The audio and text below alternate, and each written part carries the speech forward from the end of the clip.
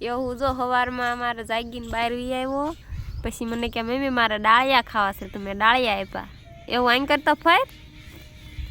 જો ખાય છે ને એવું ડાળિયા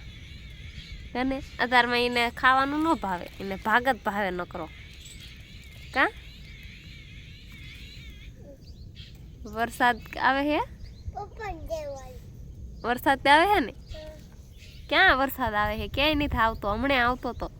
અત્યારે રહી ગયો એટલે તને દેખાય છે ત્યાંથી વરસાદ દેખાય છે તને હે મને નથી દેખાતો તને દેખાય છે